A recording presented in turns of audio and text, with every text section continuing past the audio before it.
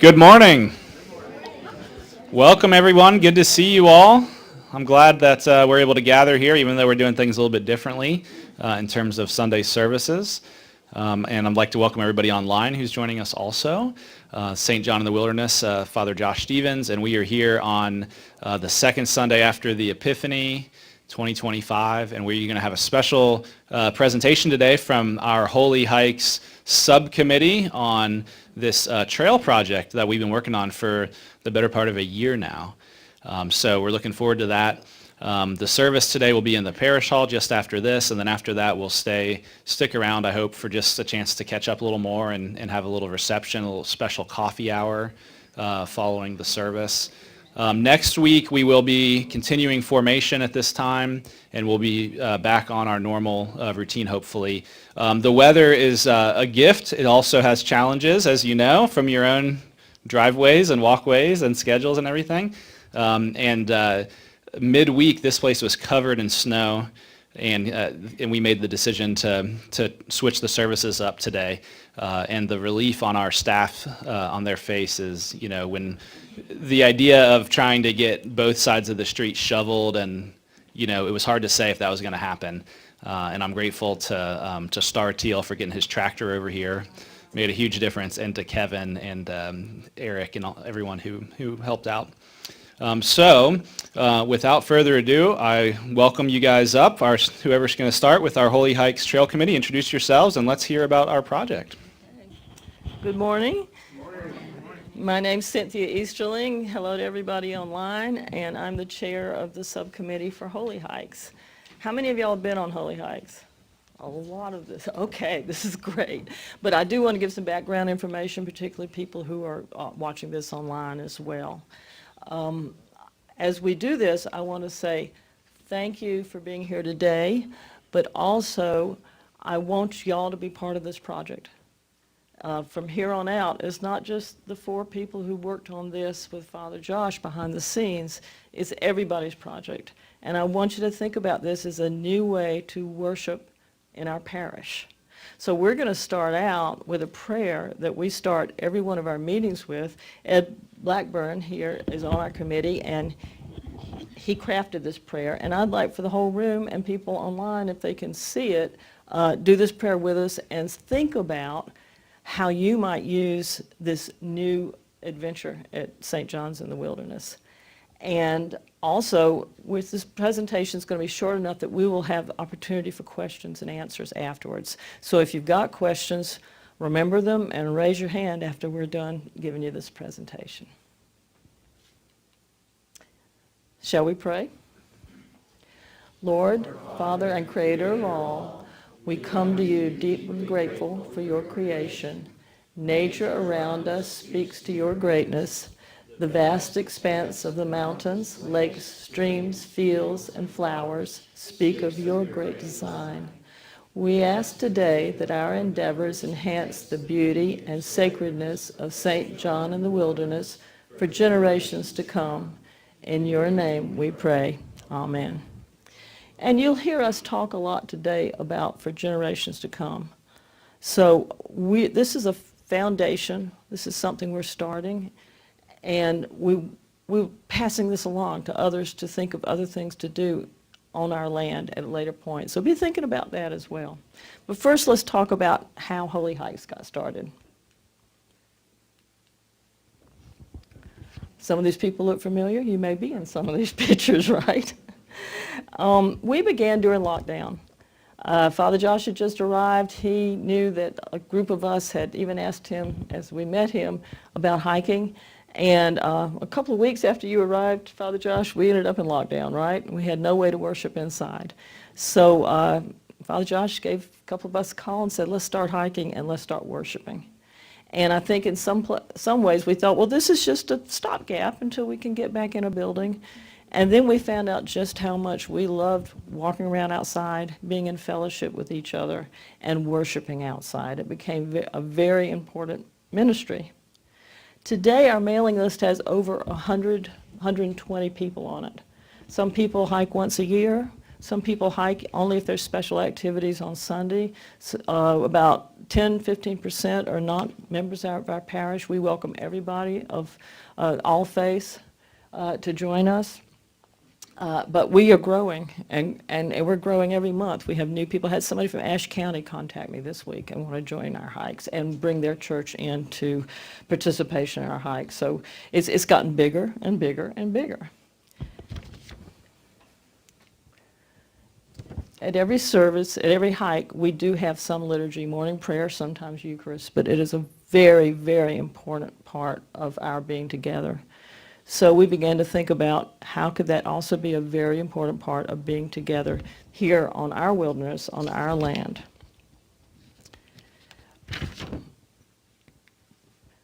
And here is a group of us at Kanuga, and it gave us some ideas maybe of how we could worship together here as well.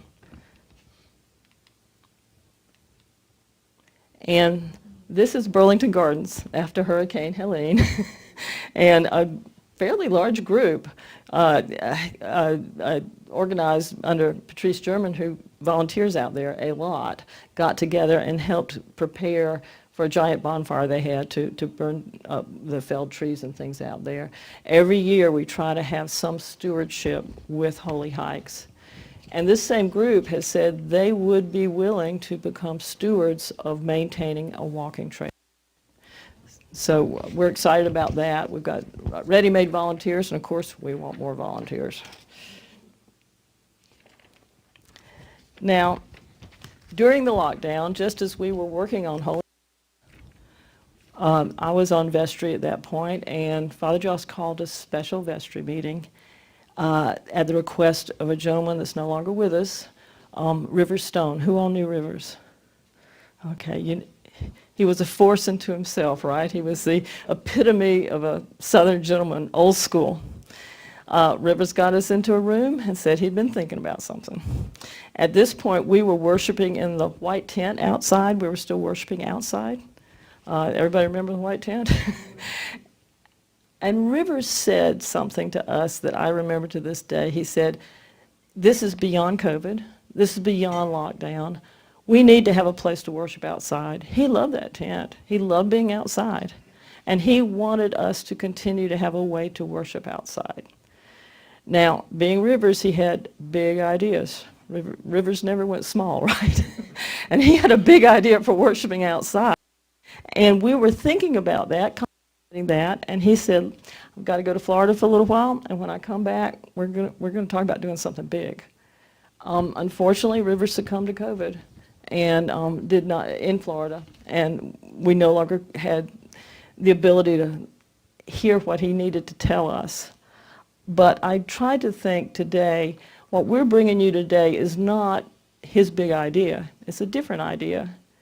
And it's still to his generosity that we're going to be able to bring this idea to you.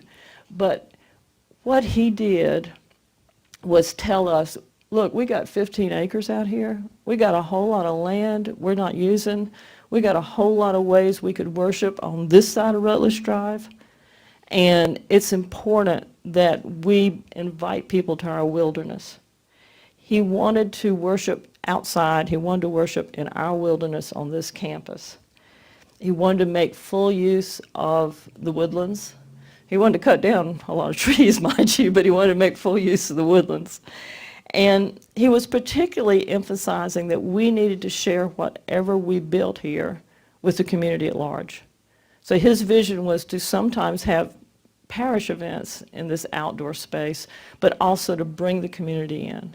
And he kept reminding us that we are a real treasure for this local community, and it would be a whole different way of introducing St. John and the wilderness to the Henderson County community and beyond. So that's sort of the three things I remember about Rivers' vision that I think we are all trying to work on to honor that vision and honor his generosity. So this trail system is really a foundation of what he envisioned. Maybe in the future, after we use it for a few years and we find out how the parishioners use it, how the community uses it, we might build a few more features in it. But this is going to be the foundation of what Rivers invited us to contemplate, to think outside the box. And so while it's not exactly his big idea, he challenged us to think outside the box, and I think you'll find out today that we have done that. So in October of 2023, Father Josh came to me and said, let's start a subcommittee. And this is for Holy Hikes in general. So we talk about other things, including our national affiliation and our retreat, but this subcommittee has been extremely instrumental in helping be proactive and planning for what we're going to show you today. And I'd like to introduce the members of this team.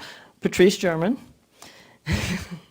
She brings a wealth of knowledge about native and invasive non-native fauna, and we're going to really count on her helping us deal with what do we manage, what do we let thrive, and maybe identifying species out in our wilderness as we go through and take an inventory of what we want to keep and what we need to get rid of. English ivy, as everybody in this room probably knows.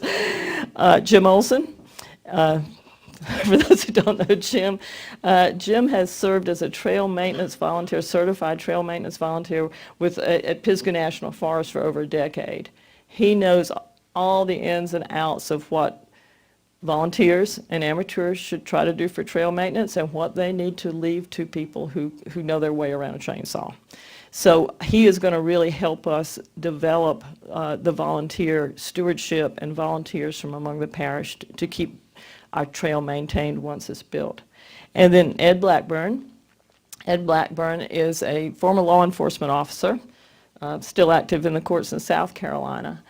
And he helped develop the Swamp Rabbit Trail security policies. And he was really instrumental in keeping the neighbors from getting too worried about the Swamp Rabbit Trail going near their property. So Ed has been very instrumental in meeting with some of our neighbors here.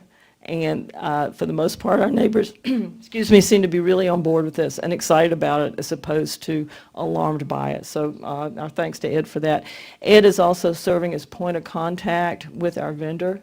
And so he's doing a lot of the heavy lifting as far as developing the contract, and will continue to do so as our vendor comes more and more on site and works on things. So he is our point of contact.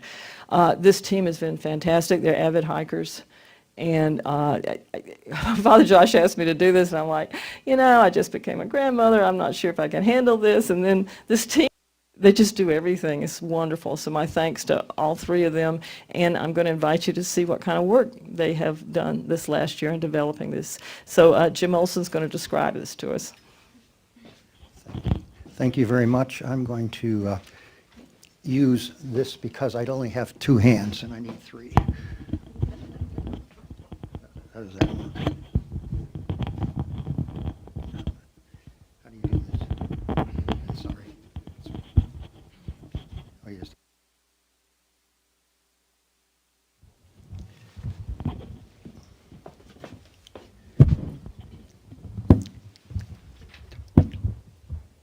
So the committee spent a lot of time working to get the right people to do this job. Obviously, we wanted this to be done professionally. And we went to many people and talked to many people, and Long Cane Trails is the one that we came up with. Thank you. They were well recommended. They've got a good track record. We saw things that they were building. And so this is who we settled with. The man's name is Todd Burnham, and this is the trail company, so they're the ones we're working with. I would like to orientate us here where we are and what's going on here, okay? This is a map, if you could get orientated. This is Greenville Highway right here, okay? So Greenville Highway is that way, so we're all facing about 90 degrees from this map, okay? Want to get orientated and everybody's seeing it. So we are sitting right here at this point. The double white lines are property lines. So these are two parts of the property that the church owns. On this side of the road, we have obviously the churchyard, and to the right of the churchyard, there's another 3 acres over there. This is Rutledge Drive. Greenville Highway. This is Boyd Drive here. So does everybody get an orientation of where we're at? Got it set, okay. All right, that's good. So just a little bit about property. We have a total of 23 acres. I'm going to round things up. 23 acres of property here. Of that total, we have, the churchyard itself is about 5 acres. That's this part here. And up to that side of that, there's another 3-acre parcel that's mainly a bog. It's a bog area. And that's another piece of property that's ours. On this side of Rutledge Drive, we have a total of 15 acres. The complex that we're sitting in now here is about 3 acres of property. And this is the parsonage right here, the old parsonage. It's built, it's an old property that's being rented right now. We own that, but it's about 0.6 acres of property that's in that area. So this leaves us with about 11.5 acres of property out in this area here that, I can do this. We have about 11.5 acres of property that's in this area right here. So what do all these squiggly lines mean? Okay, the red line is the main trail. This trail is going to be 6 feet wide, made out of pressed stone with a fines it's called, which is very fine stone on top of that. We're going to call this a walking trail. This walking trail will go from the property end over by Boyd Drive, which is here. It will go all the way to around, and it'll end up right where the crosswalk is on Rutledge Drive to go to the churchyard. Okay, so you can go from, actually you could go all the way from, someday you could actually go all the way from the Playhouse all the way down here and come out around here and come here. There is a trail that goes to the Playhouse that's on private property, but nobody ever uses that. It's been there forever, so that's a possibility. But so this is going to be called a walking trail. It'll be the main trail. That means that anybody that has any kind of mobility, with that, even with a cane could walk on this. I mean, you can't use walkers on it, but a cane, so anybody to that level of walking could use this trail easily. It's not big steep up and down things or anything like that, but it wanders around through the property and it gives a nice walk. So that is the main trail. The access trail is this little purple trail here. That goes from the parking lot behind us that way, and it's a same thing, 6 foot wide stone fines on top of that, so that you can get up access to the walking trail. The other colors are all, we're going to call those hiking trails. These trails are 4 feet wide, and they're made out of compressed dirt. They're the kind of trails that you would see in the forest, and they wander around, they go up and down a little bit, not too steep, but they go around, and there's some squiggles around here and there, and there's going to be junctions for all of them in different places. All of these junctions will have signage to show where you are, what's going on. There'll be a kiosk at the front end here and a kiosk here. And a kiosk is basically something that shows all the information you need, what the hours are, dawn to dusk, what safety things like that. It's a sacred ground. You want to be worshiping here. The idea is people can walk around in here and meditate. There'll be benches, things like that, and take their time and just think things over. In the future, Patrice is going to talk about some future ideas that will come into this area, but just that's just the main thing. So, just an example here. This is what the 6 foot wide trail would look like, something like this. Okay, it's going to have this gravel with this fines on top of it, and it'll meander through the woods. This is what a hiking trail would look like. This isn't exactly 4 feet wide, but it'd be 4 feet wide. It'll be dirt, compressed dirt, like this. There'll be some little trippers on it and things like that over the years, and this is why we call it a hiking trail. You'll have to pay more attention to what you're doing, but it's still not going to be difficult. These are all considered easy trails. There's nothing hard about them, but they are more trails. So that's how the system works. We don't want to talk about questions now, but is there any questions on orientation or just figure out what we're talking about? Okay, great. Okay, so signage, there's going to be signage. This is a very large sign from Canuga, but it shows, their trail system. I like this sign, but it's from Bell Park, which is a new little park in Saluda. It's nice, but I really like this sign because it says where you are. It's got all the junctions and things like that. So this is the kind of thing we're going to have, signs like that or something like that. And they'll be at all the junction points. And there'll be like a kiosk, which is something like that, that it'll show up and have a little cover on it and give our information. It'll have a map and things like that. There's all kinds of different signs you can have, just to show you what they would look like. We are going to have in the first phase something like this, an outside area to gather.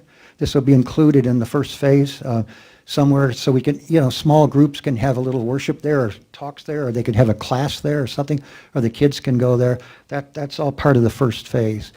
And there'll be a little bit of fencing here and there where we have to cross the driveway to the parsonage. We're going to be crossing that a couple of times, so there'll be little fences to protect people there, a little like that. So there'll be benches, different kinds of benches. We will have the answers to the specifics of all this by March about this type of thing. The work is going to, so I guess this is going to talk this over to Patrice, but just to mention one more thing now, we have signed a contract, and tomorrow it'll be finalized.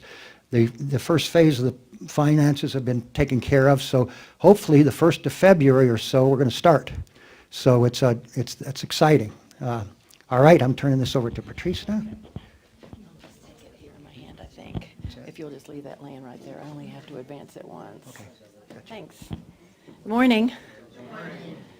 So you heard a little earlier, my role on this committee has been mostly as plant enthusiast and hiker. So I found out a long time ago that getting outside into nature is good for me, and it is good for you. This new prayer path at St. John will benefit so many of us in so many ways.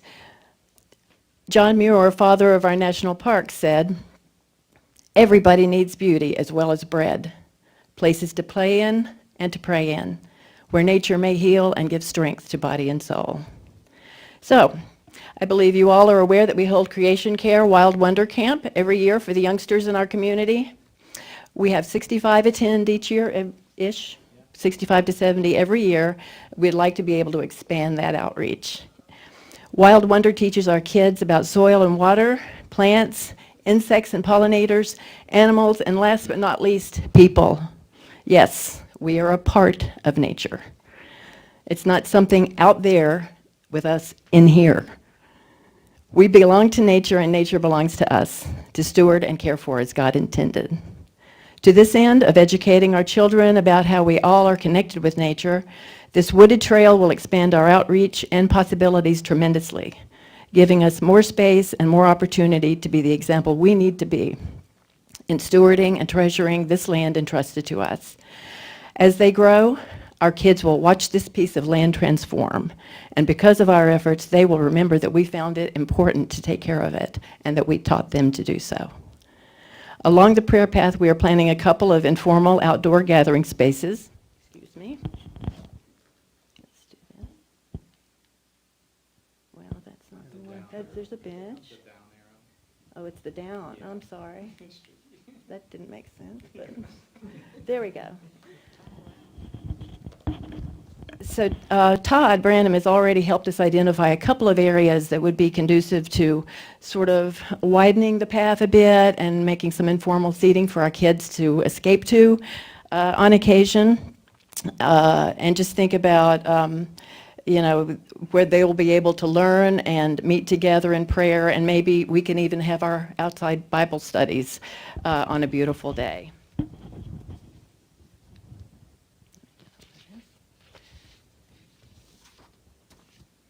We'll work together and play together while we enjoy the nature at our doorstep. With one other humorous quote from John Muir: "I would rather be out in the mountains thinking of God than in church thinking of the mountains." And Ed's next. I don't really have anything to add. There will be, I think we have a few other slides of examples of what may be there. We can have Stations of the Cross. Overall, that's what it's going to look like. But I do want to say that For 150 years is my guess, maybe 200, nothing has been done in that forest behind the parish hall. And when we start bulldozing and making these trails, it's not going to clean up that whole area. There's still going to be down trees. There's still going to be 150 years of ivy. And that is when we talk about generations to come and years to come. Now, there are monies in the budget, I understand, that will take care of that on a yearly basis. But my vision is when, maybe not for us, but for generations to come in this church, they'll be able to use this property and use it and see the ferns on the ground as opposed to the ivy on the ground and no trees laying on the ground. And it'll be a beautiful place, just like our grounds. We all love St. John in the Wilderness Church. We all love our property that is maintained. And in generations soon to come, I think we'll all love this additional 12 acres. Thank you. And we do have time for questions. Yes. Do you know the total mileage of all the trails? It will be about 2 miles. By the time, now I include, when I talk about the trail, I include going around the churchyard. As I've done it, and I think that's what we came up with was 2 miles after this is built, close to 2 miles, very close to it. Yeah, this is about a mile, If you wander around, it's about a little over a mile in there. but you can add on to it by walking around the church. Yeah, right, and of course, do different combinations of Yes. And then what's the estimated, first milestone of completion when we will start using it? July of 2025. That will be, this is our estimation, and I talk to the contractor a lot, but you have to understand, it's a contractor, and we're dealing with weather and what other jobs this contractor may have. Pretty short. It's not going to take it's not a long project for phase one. But as I do want everyone to know that the other phases of getting these trees up and the ivy up, we've got some ideas, but it will take a while. Yes. I'm a little worried about vagrancy and damage. If it's wide open to everybody, there's always the possibility of misuse. And so do we have any thoughts about how to minimize that likelihood? I do. I have a couple. Repeat the question so that people. Okay, the question was for those on YouTube, is there are some security questions. There have been homeless in that area in the past, and there have been vagrancy issues. I have a couple of ideas. Number one, the kiosk on either end will say very clearly when this path can be used. And that will give the authority to the Henderson County Sheriff's Department to enforce if there is a call made. Now, I have a couple tricks up my sleeve. What I've done in the past is when we talk about benches, maybe they won't be benches that you can lay on. Maybe they'll have an armrest in the middle that will make the residentially challenged not want to lay on that particular bench. So, yes, there are things that you can do as we see issues and anticipate issues is the better way to put it. We're going to address those issues. We don't want the benches for the classroom, the open air classroom, to be benches for people who don't want to go home. So we're going to be very mindful of that. And I've run into this problem before, and there are creative ways to do things that will make it just not the place to go if you don't want to go home.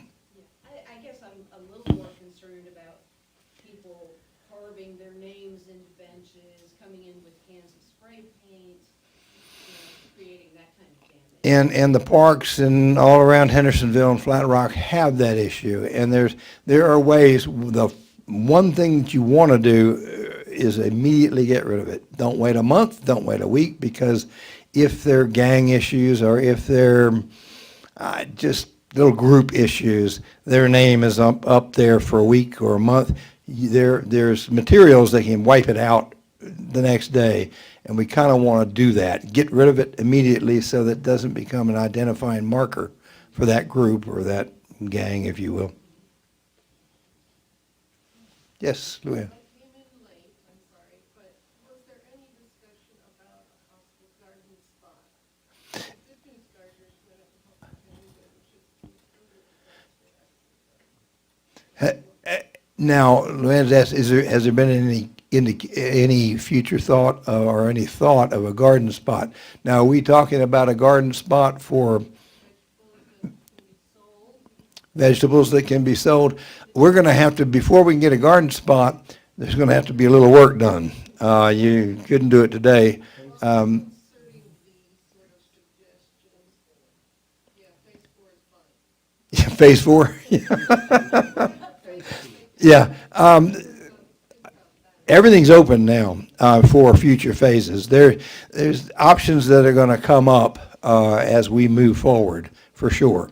And if it's in 5 years, I think we want to have a community garden for maybe church members, we can certainly consider that and move forward. But Patrice is the one who's going to be, can tell you now, better tell you that it's probably not going to happen this year.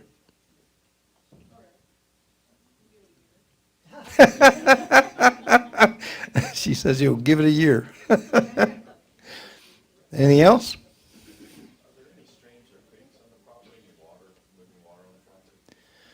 Any strange looking water? Jim, I think they're all on the lower side. There's a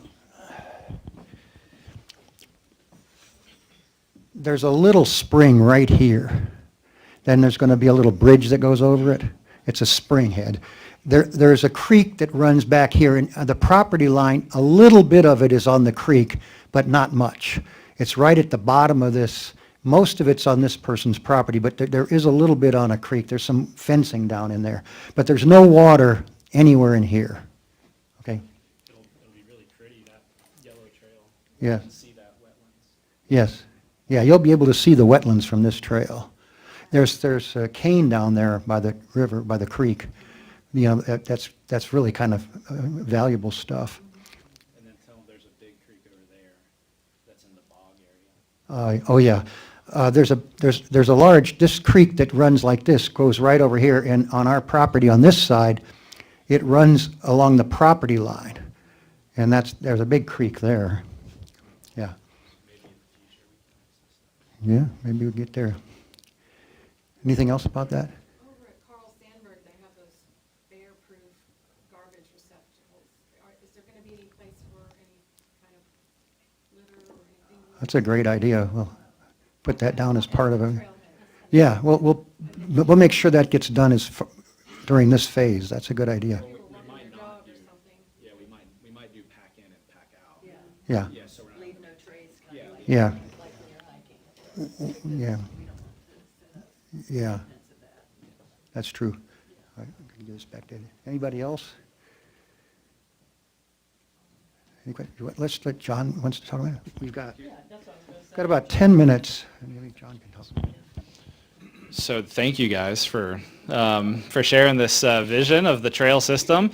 We're really excited about this, like they said so well, as a way to worship and, also exercise, take care of yourselves and body, mind, and soul. And it'll be neat to be able to connect it to Flat Rock. You could walk from here to the bakery in like 10 minutes. It's really close, actually, if you had a way to do it. And there is a path that goes back to the 1800s that connects from Boyd Drive here all the way to the Playhouse. The Playhouse maintains it a little bit even, welcomes people. You get to the Carl Sandburg from there and sidewalks and things. So that's pretty neat. John Barker's up here because, as Ed was saying, that we haven't really used this, and in one sense that's true, that this has been, for maybe a century, it's been unused, but John's team has been looking at archaeological evidence, and we wanted to try to pair these two projects together so we knew what we were talking about. And so he's had a very exciting week, and he's going to share with you a little bit about some of the information that we're finding from past human habitation there from last century. 2 centuries. Yep. Thank you, Father Josh, and good morning, everybody. I want to apologize in advance if this comes across a little disjointed. I didn't know I was going to be doing this until I got here this morning. And I got 6 minutes. I'm John Barker. I have the privilege of being the chairman of the Archives Committee and the parish historian. Let me kind of take you back a little bit in time on a project we've been working on that dovetails with this. Starting about 3 years ago, the Archives Committee started a project where we decided we were going to transcribe all of the old historic documents of the church. Have actually a couple of members here. We have Kim, Jerry, who I can't see in the back, Luann in the back, and there's some others that aren't here. And so what we did is we started transcribing both official documents, which are things like our parish register, vestry minutes dating back to 1836, and as you might guess, it's kind of tedious because we're having to read this handwritten script, some of which is very difficult to read and transcribe it. And so we are transcribing all of our official records, but we have actually thousands of what I call secondary records. These are like letters and notes and bills and financial documents dating back to the beginning of the church. And we aren't transcribing all of those, but we are cataloging them, meaning that we will read through these letters and documents, and then we will make a notation in our archival record of, here's a letter from Charles Baring to the bishop in 1837, and that will allow us to go back and find it if we need it. In going through these secondary documents, we have uncovered little pieces of our parish that have been lost to history. And one of those happens to be this was November a year ago, we found a record, it was a bill, a quote I think it was, from a local builder who was going to be putting foundation stones under the servant's house. Until that point, nobody alive today knew there was a servant's house adjacent to the parsonage. And this was all a quote connected to parsonage and upgrades and some of the outbuildings of the parsonage. We didn't know there was a servant's house. What we do know is that at least one of our priests owned servants, had enslaved people that did come up here. There may have been more than that. We also found reference to a garden. I'm going to borrow, can I borrow your pointer? We have references that we found at the same time. We actually ended up with 3 references to servant's house, one of which was foundation stones under the servant's house. Another one was replacing the roof, and I can't remember, I think there were actually 2 roof repairs. Let me give you a frame of reference. So the parsonage is, am I correct? Is this the parsonage right here? All right. South and west of the parsonage, right about here, we found via accident what we think to be the location of the servants' quarters. Here's how that happened. About a month, maybe not even a month, after we found those references to the servants' house, Luke Hunter with Historic Flat Rock, a lot of you know Luke, Luke emailed me a LiDAR image, and until that point I had no idea what LiDAR is, but it was a LiDAR image of the church property. And what LiDAR does is kind of like an aerial photograph with very, very high resolution of the ground. And it allows you to strip off the trees, strip off vegetation, the ivy that is so thick back there, and you can see anomalies and undulations in the ground that you can't see with the naked eye. You could be standing right on top of it and not see it. Well, on that LiDAR image, about 50 to 60 yards from the parsonage, right about in the middle of this loop, was a perfect rectangle, about 18 feet by 24 feet, something like that. We also had a much larger rectangle that's right about here, I think, there's the parsonage, so it's right about here, that's about a half an acre. Perfect rectangle, looked like an enclosure. And we have references in our archives to a garden associated with the parsonage. So we have, we found references to the servant's house, a garden, a stable, a well, a corn crib. kind of like a miniature farm almost. And so Father Josh last year got connected with some representatives from the state of North Carolina Archaeological Department. They sent two archaeologists out here. They looked around, especially on the side of the servants' quarters. They felt pretty certain that this was a site of human habitation.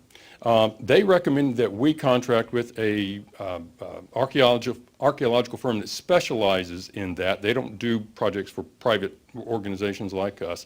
And so it took a while, but we had an organization out of Tennessee come in called Martin Archaeology.